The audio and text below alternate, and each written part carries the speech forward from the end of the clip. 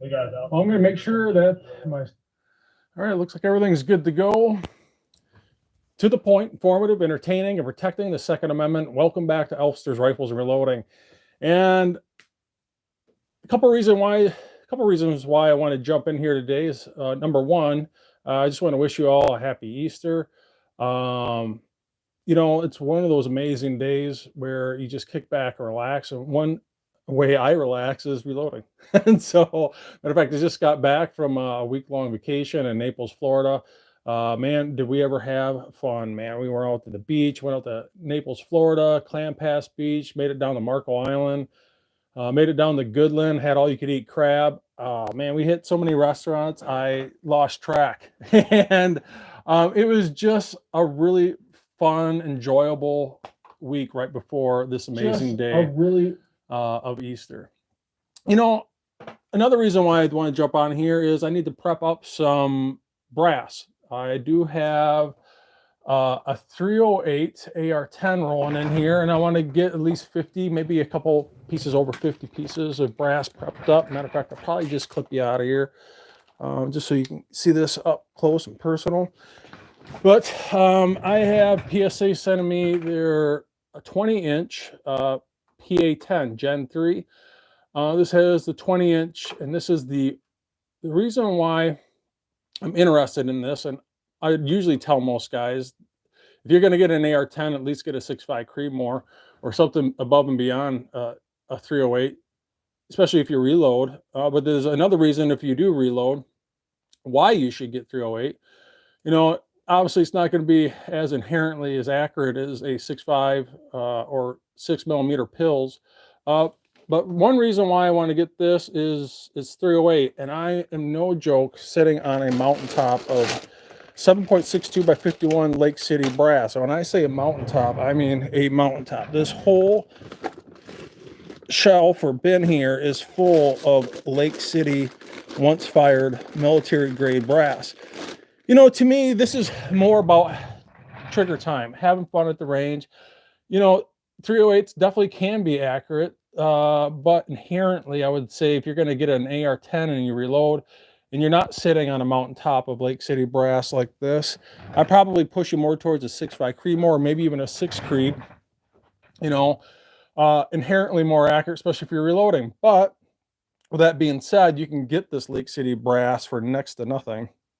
And last time I got 1,000 pieces off a guy off of Facebook, I got 1,000 pieces of once fired Lake City brass, most likely fired out of a military grade firearm. I believe it was like 90 bucks shipped for 1,000 pieces. And that is literally the only reason why I'm getting this. Our PSA is sending this to me for tests and evaluation. And there's a couple other reasons here too, is this has a 20-inch heavy barrel. If this had more of an A2 profile, I probably wouldn't get it, especially on an A2 profile barrel. Especially if you shoot it quite a bit and that barrel heats up, usually the accuracy goes to hell. And I have no problem doing this with a heavy barrel. And that's why I'm looking forward to this. And this is actually not chambered in 7.62 by 51. It's actually chambered in 308. Has the correct twist rate that I would prefer in a 308, and that's 1 in 10.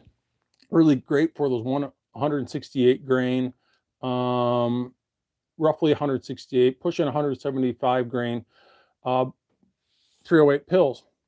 And, you know, I'll probably end up swapping out the grip on this. I'll probably swap out the buttstock for most likely a Luth MBA3, the carbine style MBA3 that has adjustable butt cheek weld on it. Other than that, I'll probably end up throwing one of my Strike Eagles on there, a 5 to 25 Strike Eagle. What I like about this, it has a heavy barrel profile underneath the handguard, and it also has an adjustable gas block. Just kind of go over this. Like I mentioned, heavy barrel, stainless barrel. It's 20 inches, so we can get some decent velocity out of it. What else we got here? Adjustable gas block. This comes with a 2-stage trigger, which I'll most likely end up swapping out. The barrel is dimpled on it, and this is their Gen 3 flavor. So I want to at least get this brass prepped up, ready to rock and roll. So when I do get this, I'm not sitting there twiddling my thumbs with nothing to do. But with that being said, I'm going to get this rolling here. I'm going to check this rolling in to the Elfster's reloading room. And if you are out there watching, jump in the chat room and say hello, especially if you're new. If you got any questions, I'll try my best to answer them. But that's what I'm doing today. I'm pulling up 50 pieces of this Lake City brass. It looks like my good old friend Michael Hurtneck is already the first one in the reload room saying, "Good afternoon, Todd. Nice to have you along, my friend." 8081 1B. He says, "I just completed my PA10. It's awesome for the price." And yeah, no joke. I mean, what are they? I think, well, this is out of stock right now. Don't quote me on this, but I think for a complete AR10 308 from PSA, especially with this heavy barrel profile, which I would prefer to do over an A2 style barrel. Like I said, for continuous shots, so the accuracy doesn't go to hell. Don't quote me on this, but I think it was $899. And I've literally seen these down to $850 complete. Sometimes they run specials on this with free shipping. I believe last week they were in stock on this, but it looks like they're out of stock right now. But they do obviously have other AR10. Let me see what else they got here. AR10 complete rifles. And so they do have this one here. So this one here is, that's a 6.5. So let me switch over to 308 and 7.62 by 51. And it looks like they're completely out of stock right now, but they usually have them in stock quite a bit. And I tell you, I have the 6.5 AR10 from PSA, and the thing is an absolute freaking laser. I mean, it is easily a sub MOA AR10 right out of the box. It looks like they got this for $899.99, which is just a freaking absolute steal, especially with all the options you get. You know, it's got this nice hand guard that has no Picatinny rail in the top of the hand guard, so you can wrap your hand over the top. This has, I believe this has the heavy barrel, which it does. Heavy barrel 20-inch, I would prefer that. Stainless steel. I mean, holy smokes. I mean, especially during these times, $899, well, let's just say $900. And they have free shipping on that. I mean, holy cow, that's pretty freaking amazing. Like I said, mine is an absolute freaking laser, especially for the money. It's really hard to beat. But like I said, if you're new, especially the AR10 world, whether you're kicking around 308 or 6.5 Creedmoor, or maybe even a 6 Creedmoor, if you're not sitting on a ton of Lake City brass and you're trying to squeeze out the most amount of accuracy, I'd probably push you towards a 6 Creedmoor. But then again, you're not going to get that through PSA. It's going to be more of a custom build. So if you want something inexpensive right out of the box, inexpensive factory, I highly suggest doing the 6.5 Creedmoor. And I have a full series on my PSA 20-inch 6.5 Creedmoor. If you go in my playlist area here, it is, where is it? It's in here somewhere, right here. So this is the series on my PSA 6.5 Creedmoor, and it is very extensive. And I mean, it's all about taking it right out of the box. I mean, how many parts do we got to this thing? Very in-depth start to finish reloading series. So we're talking up to 8 parts with bullets on paper. Very sub MOA, under $900, I believe. Complete AR10 and 6.5 Creedmoor. And if you're just getting into this realm of reloading for an AR10, especially in 6.5 Creedmoor, I highly suggest checking out this series. Like I said, it is from getting out of the box, doing an overview, doing complete start to finish reloading for it, getting some preliminary load development done, and going back out the range and reshooting that load development. Like, you go to part 8 and watch that, most of the groups are sub MOA and just amazing. And I did borescope this PSA rifle compared to my 6.5 Grendel, and I was very pleased with the consistent lands on that particular rifle. But with that being said, yeah, that's the only reason why I would suggest someone getting a 308 and AR10 is cheap trigger time because of cheap Lake City brass, and that's literally the only reason why I do that. If you're concerned more about accuracy, you know, I probably, you know, let's stay away from a 308 or 7.62 by 51. Just get a 6.5 Creedmoor. You know, just more accurate, less recoil. Shoot further distances. It's easily a 1 mile rifle. Matter of fact, when we went to the Palmetto State, the PSA Media Day event, was it 2019? I think it was 2020. We were shooting there 20-inch 6.5 Creedmoor up to a mile, and we were consistently hitting that plate over and over and over, and I was very, very impressed with that. So, but that being said, let's see who else is rolling in the reloading room here. Tactical Fud is also in the reloading room, saying how you doing there, saying hi to Michael Hartneck.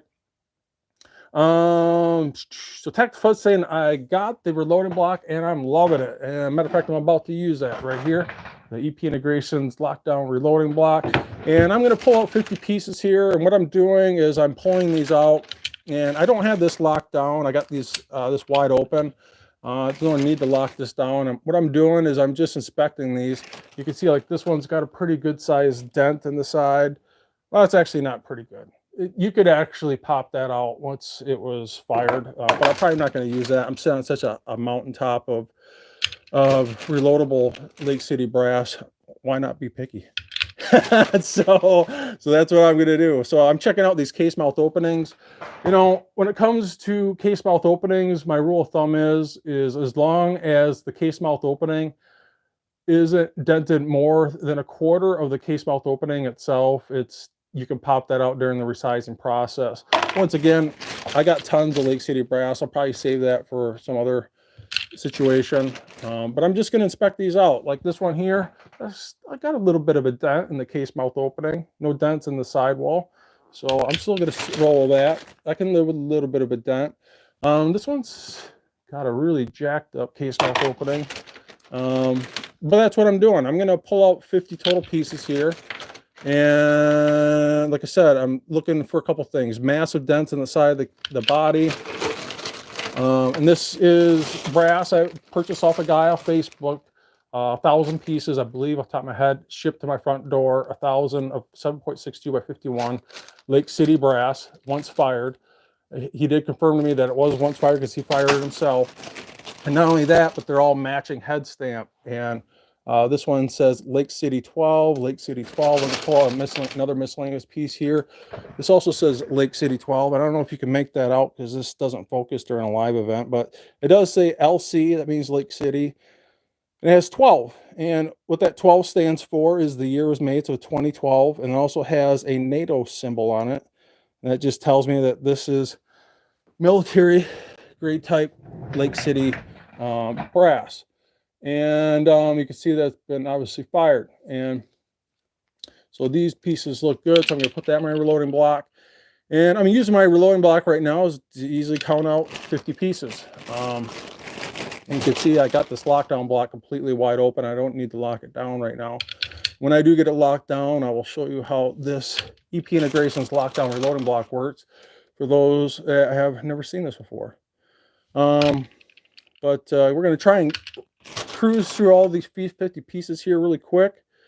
And then what I'm going to do, and what I always suggest doing, regardless if it's once fired Lake City brass that you just purchased, or if it's brass that you fired yourself, is the first step in any reloading process, in my opinion, is decapping the brass. And I got my FW Arms decapper here. It's auto centering. I know some of you guys have already seen this. I'm going to show that to you here in a little bit. But once I call through 50 pieces, make sure this all looks nice and good so we don't waste our time. We're going to decap this, and then after that I am going to not swage, but I'm going to cut out the primer using the RCBS crimp removal tool here. It literally cuts it out. It doesn't swage it out. And I do have the Super 600 swager for crimp primers, but I stopped using it. It works okay, don't get me wrong, but once in a while I would just get a piece of brass that didn't swage so well, and I just stopped using it, and it's just sitting here doing absolutely nothing. I'm probably going to sell it here actually on Facebook. Where is it? I just don't use this thing anymore, and this is expensive. I don't give that Super 600 away. This is for swaging crimp primers. And I wouldn't say it's a pain in the butt to set up, but you got to switch back and forth, and why do that when you can just use the really inexpensive, this is the large and this is the small cutter for cutting out the crimp primers. And some of those that are absolutely new, if you're not familiar with what swaging is with the Super 600, what swaging means, it's literally just moving. It's moving the brass out of the way. Where this is a little bit different. This cuts the brass, it cuts the crimp out. And to be honest with you, I prefer this method, and I prefer to do this right out of the gate, right after I get done decapping, for a couple reasons. And that's because of stainless steel washing. I like to cut that crimp out ASAP right after I decap it. So when I put it through the first round of cleaning in my Frankfurt Arsenal tumbler, that Southern Shine stainless steel media can also help eliminate any burrs of the cutting out process of the crimp primer pocket. So let me see what else is rolling in here. And Reloader 762 is saying, "Evening, everyone." What else we got here? So our RDS II64 says, "I hear you, brother. I'm swimming in a 308 brass. I have 2 308 rifles, so it's getting used. In fact, I have about 1,700 pieces of prime Lake City pull-downs squirreled away for a rainy day." Man, that's really what this is all about. It's really all about inexpensive reloading, inexpensive trigger time at the range. I don't expect this to be as accurate as my 6.5 Creedmoor. I just being realistic. But that's another reason why I'm making sure that I'm getting this with a heavy barrel profile. I'm not getting this with the A2 barrel profile. So that way, when I get over 10 shots, that barrel's heating up, that the accuracy doesn't go to hell. Like I said, it's the only reason why I would ever get a 308 AR10 is just inexpensive Lake City brass. That's it. Bullets are still the same price. Powder still the same price. Primers are the same price. So there really is no sense, in my opinion, to get a 308 AR10 when you can get a 6.5 Creedmoor other than Lake City brass, and that's literally it. And for me, it's just trigger time. I think personally, everyone should have a 308 or 7.62 by 51 AR10 in their collection. Also that, an AR10, but also a bolt action 308, which I do, my Tikka T3X CTR. And that thing's an absolute laser. And what's amazing is this PSA 20-inch AR10 is chambered in not 7.62 by 51, but it's chambered in 308. And not only that, my Tikka bolt action is also chambered in 308, and I run 7.62 by 51 Lake City brass exclusively in my bolt action, and it's going to be exclusive also in this AR10. There really is no, in my opinion, any reason to spend excessive amount of money on something like Lapua brass, unless you're going for the utmost accuracy. If you're in a competition and it warrants the reason of using expensive reloading components, especially when it comes to the brass for an AR10, then yeah, I could see that. But for me, it's just about trigger time, weekend warrior type thing, just having fun at the range. And right now, especially with brass, it's not only is it hard to get with all the other components, but I'm sitting, like I said, I'm sitting on a mountaintop of it, so why the hell not? So what else we got here? I think that's pretty much it. So Reloader 762 saying, "I had some Lake City X51 brass, but now 300, yeah." So, and then good old Chris from the 740 is rolling in the house saying hi also. So let me finish pulling out these pieces and calling these out. Like I said, this has some very minor dents in the side of the case body. I'm totally fine with that. That will get popped out during the fireform process. Like I said, I'm checking out the case mouth openings. Make sure they're not excessively dented. Other than that, once you get these 50 pulled, and I'm going to decap this, and being that this has a crimped perimeter around the case primer pocket, we need to remove that crimp. And for those guys that are absolutely new, most military brass and even some of your factory brass that's coming off the shelves nowadays has crimped primer pockets, and you need to remove that crimp in order to see a new primer. And you could distinctively know if the primer pocket has a crimp. You'll see a halo band around the perimeter of the primer pocket in comparison to something that doesn't have a crimp. It's a dead giveaway that it has a crimp in it. And if you're new, they will crimp military grade ammunition to make sure that that primer doesn't blow out in the heat of battle. When that man's life is on the line, they want to make sure that the cartridge is going to go bang. And they don't care about reloading it. It's going to sit on the ground and they're going to walk away. But in the reloading world, you're definitely going to need to remove that crimp in order to see a new primer, because it's either one, going to be very difficult, or two, it's going to be impossible to see a new primer in there if you don't do that. And like I said, one of the first steps, regardless of what I'm reloading, is decapping. So I got my 50 pieces here. For those that haven't seen the EP Integrations Lockdown Reloading Block, it's an adjustable reloading tray. What's nice about this, I can get these all in a mess, and this is adjustable, and you can see that this will lock down on those casings, and you can really lock this down if you want. You can try doing that with your reloading block. Ain't gonna happen. Or I can feather this off ever so slightly. I can feather this off just like that, and I can easily add and remove those casings. And it's completely adjustable, just under 223 and a little over 375 shy tack, and that's where this really shines. So I'm gonna move this over here, and I already have my lock and load progressive press set up here with my FW Arms decapper, and we are going to decap this. So let me move you over here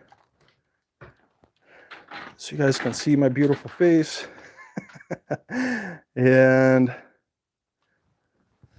I can check out your comments. So I got 50 pieces here. I usually pull 1 or 2 extra pieces just in case. So I'll probably pull 2.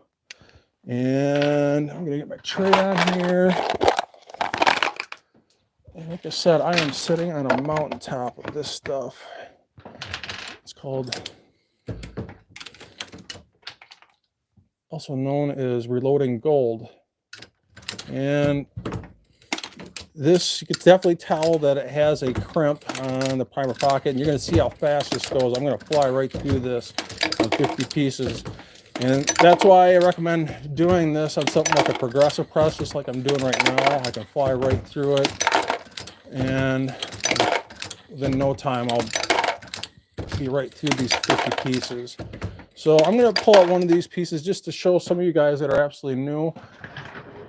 And I wish this would focus on a live event, but it doesn't. But you can see that there's a halo, a really thin band of a crimp around the primer pocket, showing that crimped primer pocket opening. And then we're going to have to remove that, and I'm going to do that on my Lyman Case Prep Center. I'm going to cut that out rather than using something like a Super 600. So this one's a little stubborn. Come on. Man, this one is really stubborn here. Let's see what's going on here. Maybe I don't have my pin set deep enough. Of course, it's got to do this live, right? Let me try doing this again.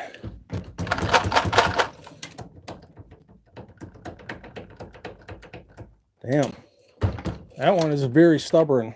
That's going to force me to pop off this plate. All right, let's try doing this. Of course, this has got to do this live.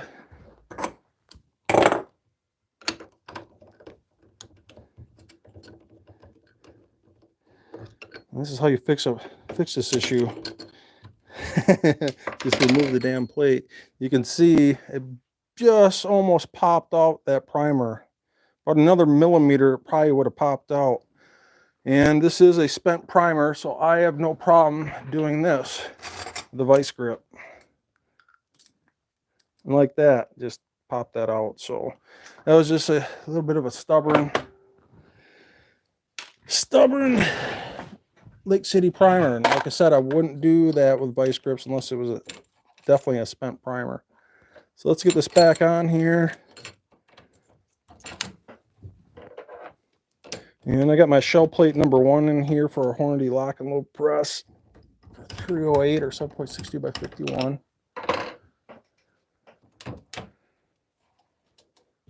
And I really only keep this thing for pistol ammunition and decapping, like no joke. Looks like that one was the one. Oh yeah, duh. Probably help if I put this back in, dumbass. That's awesome. Looks like good old Shaggy Rifleman's also in the house saying hello. He said, I just spent roughly $1K in firearm upgrades this last week. Reloading and handloading is going to be my next investment. That's awesome. Especially during these times, you really got to get into the reloading world in order to save that money. When ammunition is so hard to get, especially if you want to get the most amount of accuracy out of your firearm. I think a true marksman really needs to learn how to reload. And I've said this before, I'll say it again, never buy a kit. Definitely part out your reloading setup. And if you're just about to buy your reloading equipment, I always recommend checking out my start to finish reloading series. The most up-to-date series that I have right now is on EP Integrations YouTube channel. And I always advise guys not only to watch that series, all 5 parts from start to finish, to learn how to reload, but I also tell them to grab a piece of paper and a pen and write down as they're watching it for the first time of what equipment they need to buy. Now, obviously, right now, first step, a decapper. I recommend getting the FW Arms decapper. You'd write that down. You know, next thing after this is I'm going to cut out the crimp. And I'm going to go to the Lime Case Prep Center. That might be another thing you want to write down. I'm going to cut out the crimp. So I'm going to use an RCBS cutter here to physically cut out the crimp. That's another thing you need to buy.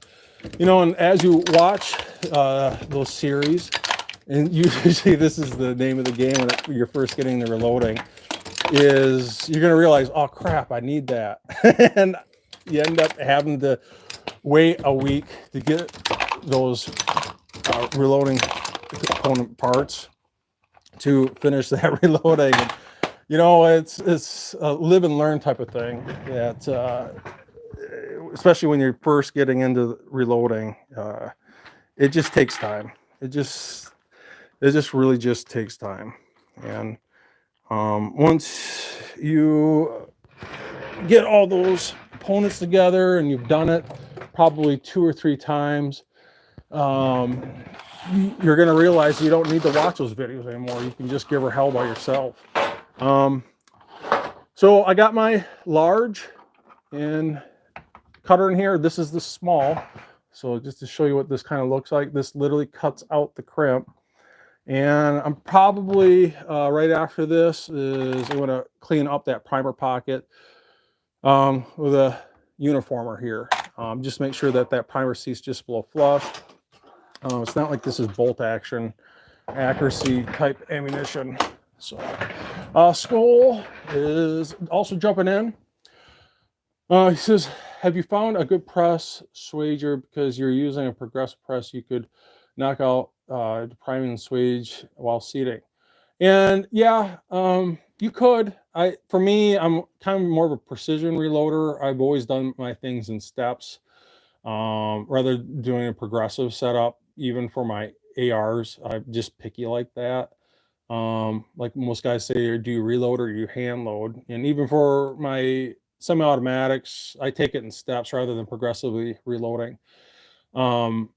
About the only thing I progressively reload is pistol ammunition. So, and that's pretty much it. So, but other than that, let me get this going here. Matter of fact, I am going to get you up close and personal here. I get my portable tripod just so you guys can see this really close. Move you over here.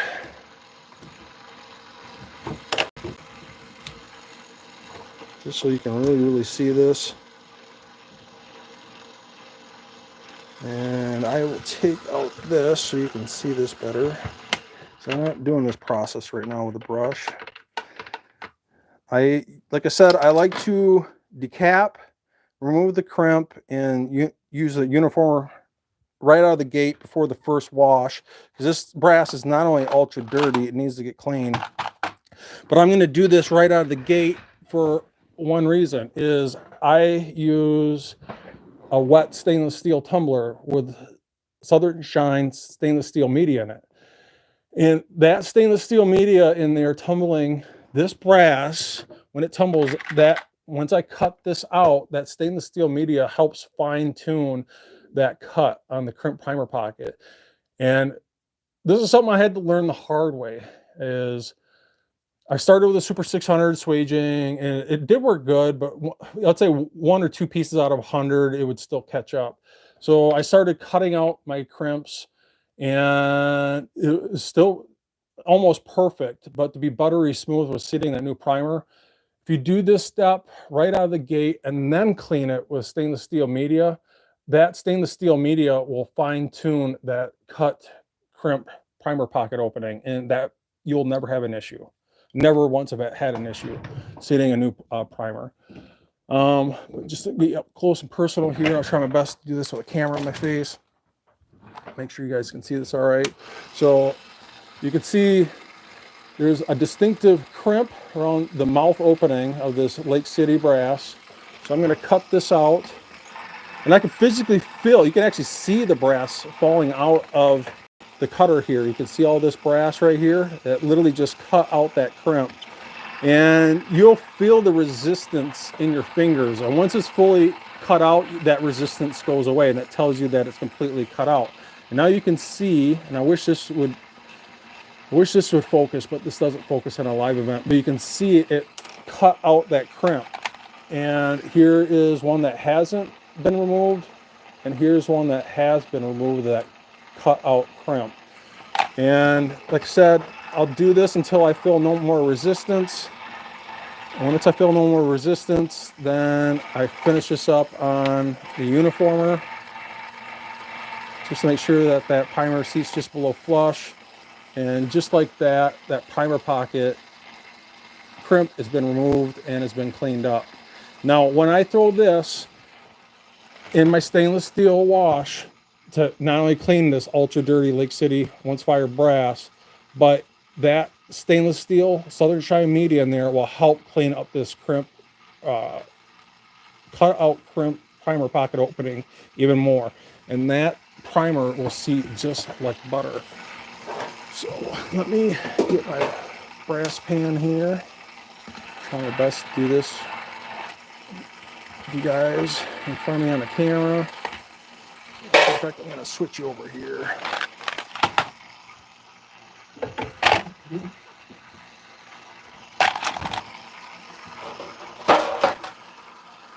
And that's all I'm doing, so I can feel that resistance. A lot of times too, what I'll do is in one hand I'll have my brush, I'll wipe off that brass that's getting cut out. You can literally see the brass falling out of the cutter, and then uniforming that primer pocket just so it seats just below flush. And the reason why I wipe this off with a brush, so there isn't like specks of brass sitting on top of the cutter hindering the depth of the cutter itself. So I will wipe that off like so, and that's done. And it's super quick. And right here it's resistance, resistance, resistance, resistance, no resistance. And that's been completely removed now.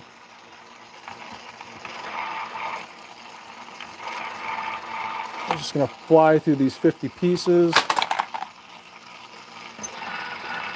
So I'm going to try my best to read your questions here while I do this.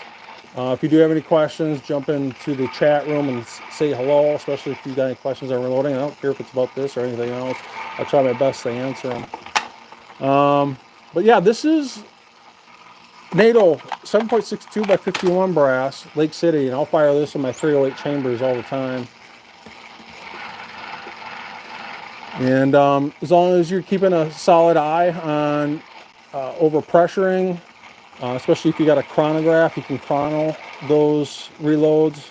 Make sure you're not overcharging those cases. I personally have no issues reloading this in my 308 chamber. So that looks good.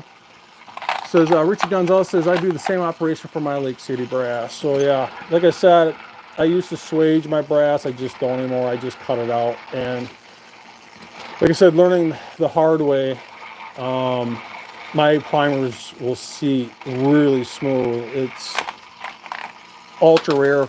Almost never do I have any issues seating primers on a crimp primer pocket that's been physically cut out rather than swaged. And like I said, swaging is just physically moving the brass. It's not cutting out the brass. Richie Gonzalez is saying, I used my new annealer yesterday to do up my 6-dasher brass. Man, was it easy to set up and get done. You know, and that's really what the EP 2.0 annealer is all about. It's kind of the reason why Scott Peterson and myself designed the EP 2.0 annealer. Just keep it simple, stupid. I mean, it's just no joke. It'll show up your front doorstep. You break it out of the box. Maybe watch our videos before you use it on EP integrations, just to get an idea of how it works. And in no time, you will be annealing your brass effortlessly. It is really that simple to use. So I can feel that resistance in the brass.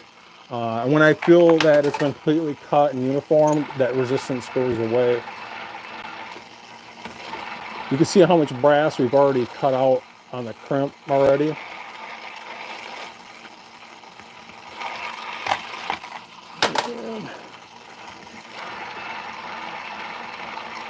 And we'll fly right through these 50 pieces, or 52 pieces. So Richie Gonzalez is saying, great product, Todd. The AP integrations annealer is dummy proof. I'm proof of that. That's funny. That's good stuff, man.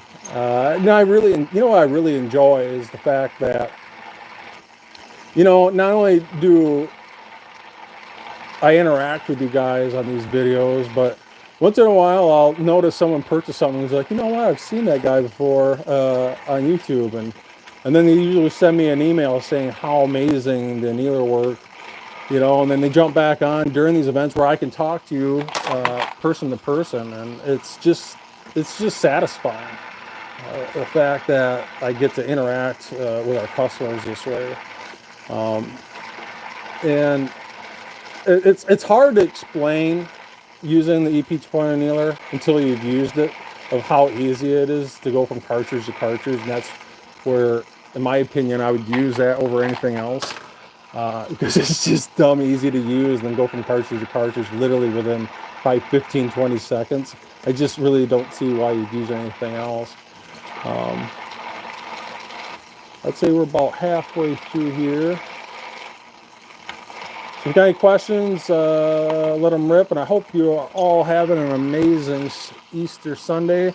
And I had about an hour of available time here for our Easter dinner. Like I said, we just got back from Naples, Florida. Man, did we ever have an amazing time. And we just got some spare time here to quick prep up this brass and take you guys on this adventure with me of starting this reloading series, especially live, so you guys can ask those questions. So,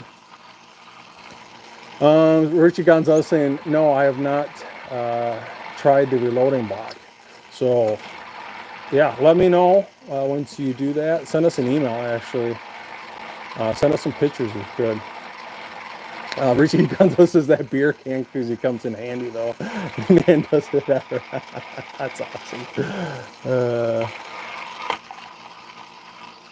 So just quick show this to you again. Here's with the crimp still in this Lake City 7.62 by 51 brass.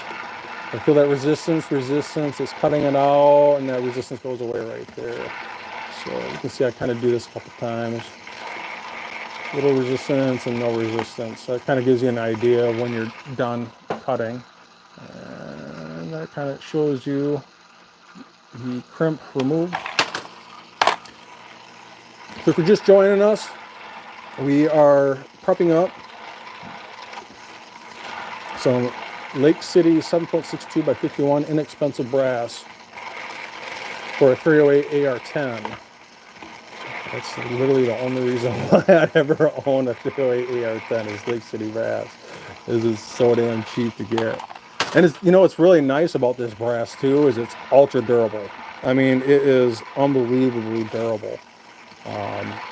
You'd be amazed how many firings you get out of this, even with a semi-automatic.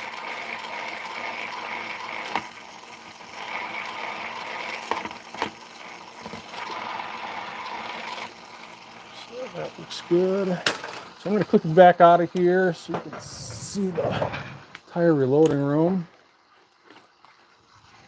My beautiful Todd Olfer's face. Richie Gonzalez is saying Lake City brass is harder than woodpecker lips. Isn't that the truth? Man, I tell you, in a semi-automatic AR10, I bet I could get probably, I'd feel comfortable with 10 reloads, maybe not 10, maybe 8 out of an AR10 semi-automatic. By that time, usually the primer pockets are starting to get a little loose. But in a bolt action, oh my God, I could easily go well over 10, no problem. And I've done that before with my Tika T3X CTR 308. I run Lake City brass in it exclusively. I never ran anything else other than Lake City brass. And the thing is an absolute tack driver. Matter of fact, I have those videos up on my Elfster's Rifles and Reloading video playlist area on the Tika. And well under sub-MOA results using Lake City brass. And that's another reason why I got that 308 is because of the Lake City brass. It's just cheap, ultra cheap to shoot. As a matter of fact, I use that 308 Tika for deer hunting with Lake City brass. Especially when you're shooting minute of deer. I'm not totally concerned about minute of accuracy. I'm more concerned about minute of deer. And usually in Wisconsin woods, we're not shooting over 100, 200 yards anyways. This works more than sufficient for deer hunting. And I can just, this stuff is so cheap, I just let it lay on the ground and walk away. Because usually we're in snow, you're not going to find it anyway. And that's the only reason why personally I would ever own a 308 or 7.62 by 51, whatever you want to call it. And same goes for my AR-15s, man. Like I'm sitting on a mountaintop with Lake City brass for my AR-15s, and just a very durable casing that can take a massive beating. So, you know what? That's a good point. So. I'm not following my own rules. He says I should be wearing eye protection when I'm doing this. And that is a good point. When you're cutting out brass, you should be wearing eye protection. That's my bad. Now, thank you for reminding me there. First, these, is it? Just got to do it, my friend, man. And you are right.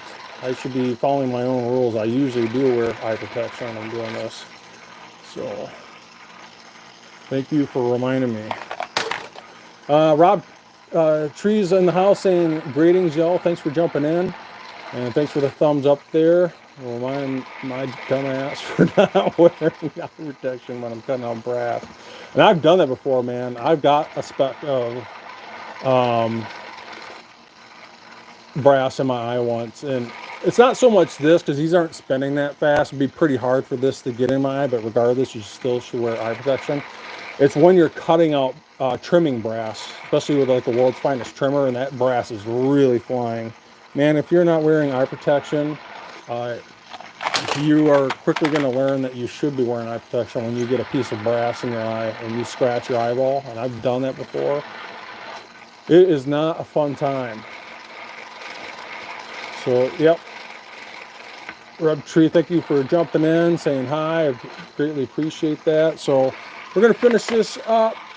It should be, probably got about 15 pieces left. So, make sure you jump in the chat room and saying hello, or if you got any questions on reloading, I'll try my best to answer them while I'm doing this. And right after this, I'm going to get this in the stainless steel wash, and we're going to wrap this up, at least with this part of the reloading process of prepping this brass for an AR10 and 308.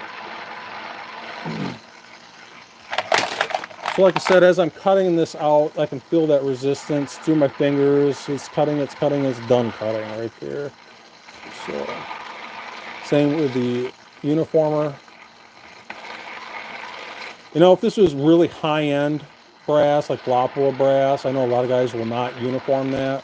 Matter of fact, a lot of guys, especially like Primal Rights channel, especially using his competition primer seeder, they're recommending not uniforming that primer pocket. But that's with very high-end brass, and that definitely isn't the case here. This is very inexpensive Lake City brass that, in my opinion, definitely needs to get uniformed to make sure that primer seats just below flush, because if guarantee it probably wouldn't be damn near flat, if not sticking out ever so slightly, and it definitely needs to get uniformed. You know what's nice about this, if you're new to reloading, is you only have to do this once. It's kind of a pain in the butt, but once you've done this, you don't have to do it again. Once you've cut out the crimp, it's already cut. You never have to cut it out again because it's not a crimp to cut. So it does definitely takes time to do this, but once you've done it, you never have to do it again. And I highly suggest getting this Lyman Case Prep Center if you're just about to buy your reloading components, or not components, but reloading gear. I mean, it is a definite do-all in the reloading room in regards to cutting out crimps, uniforming the primer pocket, chamfering, deburring, using a brush to brush out the neck. It just does a lot for, I think pre-COVID, these used to go for about 150 bucks. I'm not sure what they're going for right now in the Lyman Case Prep Center, but I think they changed this to the Lyman Case Prep Express now is the new name of it. And I want to say it's pushing 200. I could be wrong on that.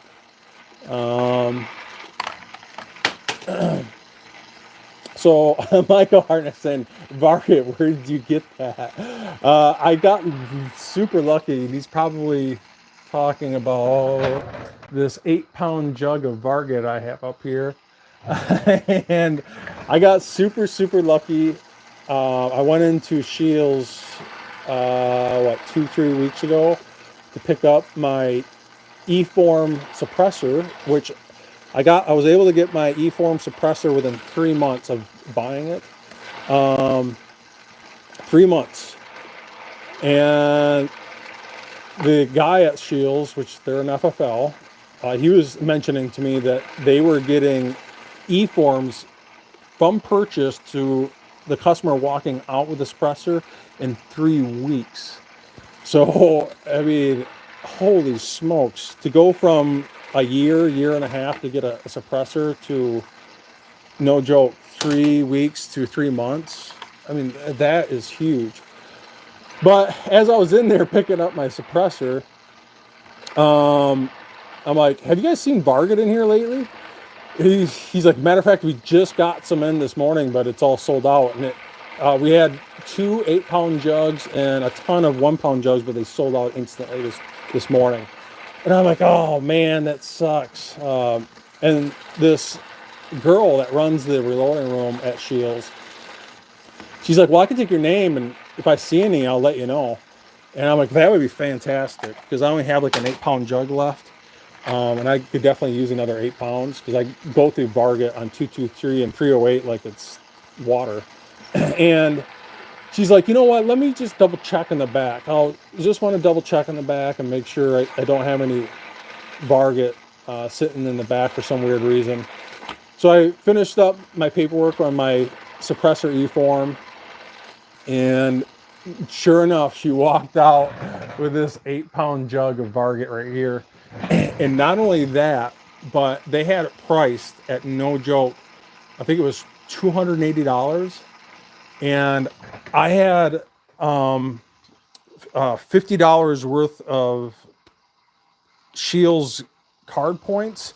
So I was able to walk out with that for $230 on an 8-pound jug of Varget. And I was like, I'm like, is it Christmas today? I mean, I was able to get my suppressor within 3 months from purchase.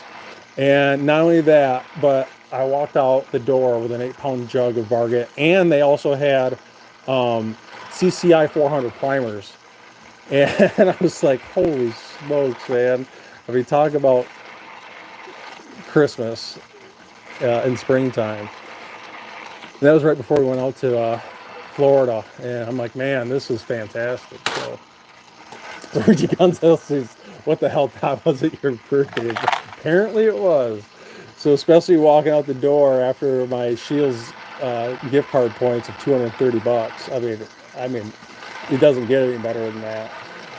But just to let you guys know, if you're not following my Facebook page on Elfster's Rifles Reloading, my Facebook page on there, I post deals all the time with powder coming in stock, primers coming in stock, hard to get components. And matter of fact, I just posted on there, Retumbo came in. I had my link on there for the Retumbo. Varget popped up for a split second. What else was on there? XBR 8208 was on there. Right now, if you need CFE 223, that's on there right now, pre-COVID prices on my Facebook page for an 8-pound jug. And I have a promo code on there too. So if you need CFE 223, I would highly recommend checking out my Facebook page for that link. And last time I checked a couple hours ago, it was still up on an 8-pound jug of CFE 223. Now, I don't really use CFE 223 much. I have used it. In my opinion, it's not as good as Varget, but when times are rough like this in regards to not finding unicorn powder for 223 or 308, that CFE 223 does work fantastic, especially if you're in a pinch. But now I'm sitting on probably 2 8-pound jugs of Varget, so I don't need that right now. But you never know. But like I said, definitely make sure you're checking out my Facebook page for those, not only deals or promos, but just for availability. And the second it comes up and it's available, and I check, no joke, probably 2 or 3 hours a day, I'll get it posted on there more times than not with a promo code so you can get some money off. Reb is actually mentioning something on tack powder, and I've yet to use tack powder, but I know a lot of guys use tack powder for 223 and 308, and some guys actually prefer it. And matter of fact, I was able to get an 8-pound jug of tack powder after promo code on Brownells, and I had that posted on my Facebook page probably, what was it? 4 weeks ago, about a month ago, on 8-pound jugs of tack powder, and the price was so good that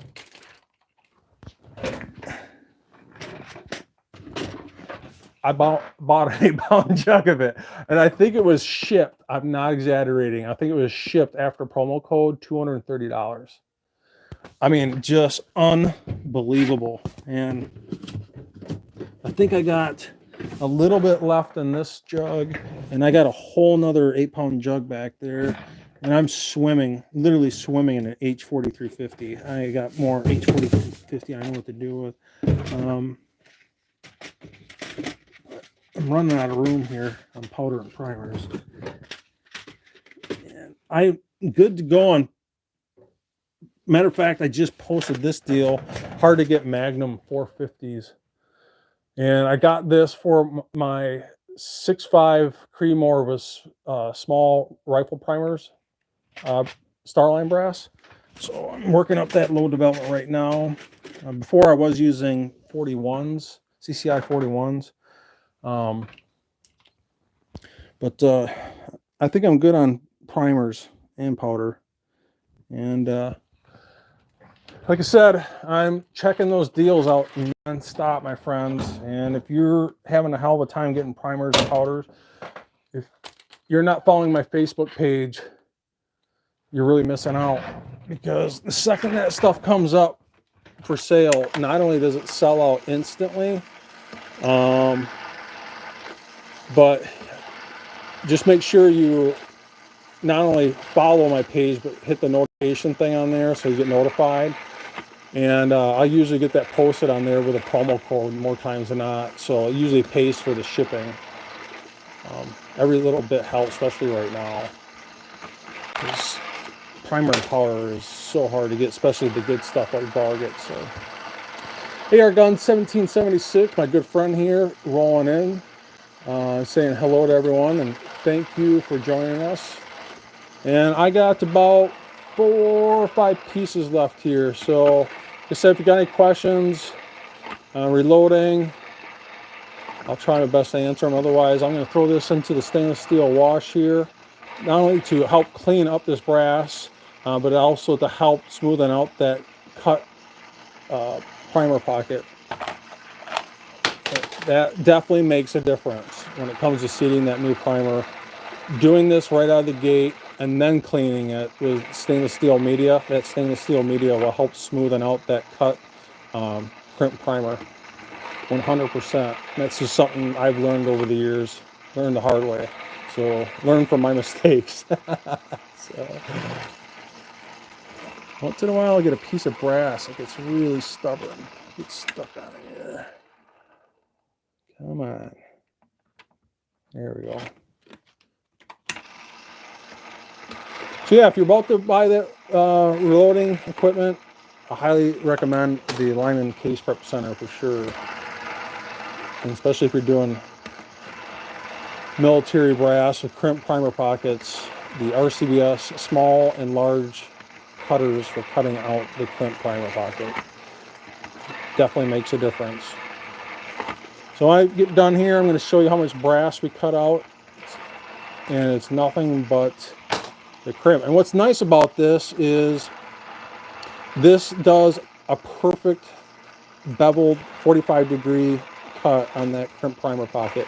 You know, before I had this, I actually used my chamfer bit to cut it out, and you can do that, but you got to be careful not to overdo it if you want to cut out the crimp. And that's why I suggest just get the RCBS cutters. They're inexpensive. I think I got both of these off Brownell, shipped at the same time. I think it was like 60 bucks. I mean, it really was cheap. And once you've cut out a crimp and compares it, swaging it, it really is no comparison to how smooth the new primer is seated. Now, if you had an insane amount of brass, like thousands of pieces, I probably wouldn't do this. You know, I usually reload in increments of 50 to 100. But if you're doing like 1,000, you probably wouldn't want to do this. That's where I would probably bust out my Super 600 and physically swage that brass. Because that'd be a little extreme.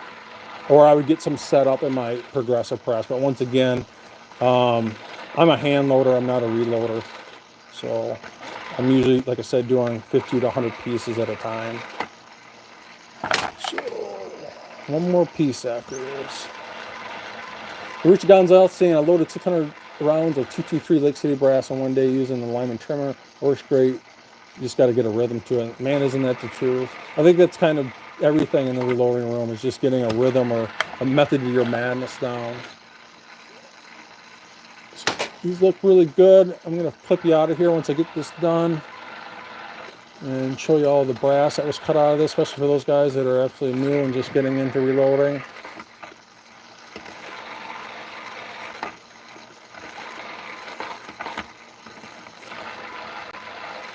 All right, so that's it. So just like that, just to show those guys that are just getting into this how much brass is. Just shut off. How much brass I just cut out. And this is nothing but the crimp. Nothing but the crimp. Man, that should almost be like a t-shirt. Nothing but the crimp. So you can see quite a bit of brass here I just cut out. And that's where this kind of shines. I can kind of just sweep this to the front. There's a little bit of a notch here. I can kind of just sweep this into this little tray.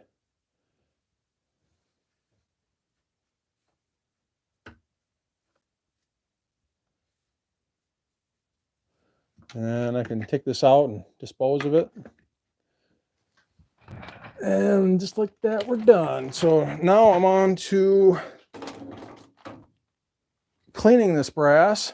And like I mentioned before, I'm going to clean this obviously to clean the brass, but I'm also going to clean this to help smoothen out that cut crimp even more. And that's one of the nice things of wet stainless steel tumbling is not only is it easy and quick, it does a phenomenal job. And I use Southern Shine stainless steel media. Matter of fact, I got about 10 pounds still left in my jar here. So you can see it's not pins. It's like cut off pellets or shavings. And I prefer this by far over pins. And I've mentioned this before. Do not use pins. Pins are notorious getting stuck in the case mouth openings of 6mm and 6.5mm bullet flavors. And it's super annoying. And I am going to drain out this crappy water and get some of this media around the mouth off.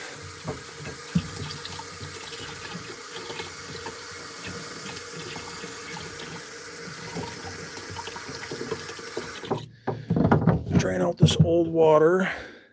And you can see I got a magnet at the bottom. I epoxy it in. I put 2 dinky beads of epoxy. I can remove this. I just pop it off. I've done it before.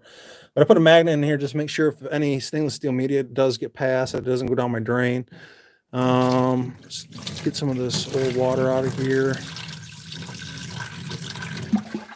And what I like to do, especially with this ultra dirty Lake City brass, is I'll let this hot water run for a while. So I'll run this hot water. And I highly recommend putting a wet slop sink in your reloading room, especially if you plan on using wet stainless steel media. And I can feel that hot water coming through the faucet already, so that's good. I'm going to grab my funnel here. Make sure you guys can see all this goodness. All over my reloading room. Dump this in. Now, with that being said, this is very dirty Lake City brass. What I'll do is I'll put a nice squirt of Dawn in there. I like to use Dawn and Dawn only. So you don't have to put a lot, something like that. That's more than enough. The stuff is ultra concentrated, so it doesn't take a lot. And then I'll put about a teaspoon. I usually just gauge this a little bit, something like that of Lemmy Shine. Doesn't take a lot of that too. It's just about a teaspoon of Lemmy Shine. And that's it. And I'll fill this damn near all the way up, just short of the cap, with hot water. Using hot water will clean the brass quicker. In fact, I'm going to put a little bit more Dawn in here. This isn't getting the suds that I want.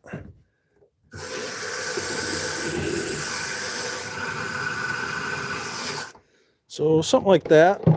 So you can kind of see how much water I have in there.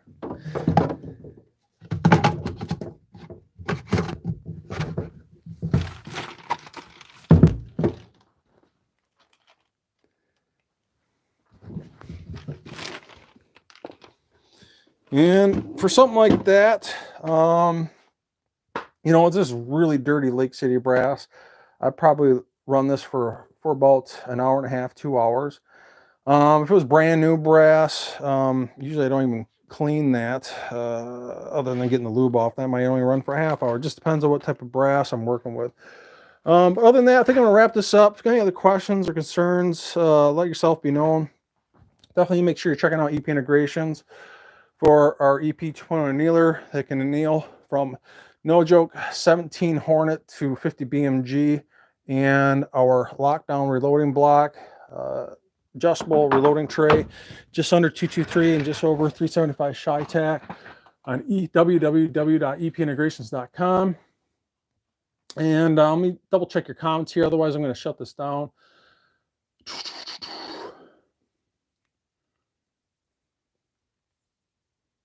So AR gun 1776 saying Lyman is nice. Wish I had bought it. I got the RCBS instead before I knew Lyman was great. And you know, that's, if you're talking about the Case Prep Center, I agree. What's nice about the Lyman Case Prep Center is it's facing down. It's not on its side. The reason why that's important is those brass filings fall in here and you can sweep it off just like I showed you. If it's on its side, those brass filings are going to go onto your bench and it just makes a mess. And that's what's so nice about this, is all these brass filings that do fall down here. You can see I can easily sweep this up and put this into this little tray and easily dispose of it. So otherwise, I think that's it. Happy Easter, everybody. I hope you guys enjoyed the live event of prepping up this brass. I'm going to get this going for about an hour and a half to 2 hours. And I'll see you guys on the next reloading adventure.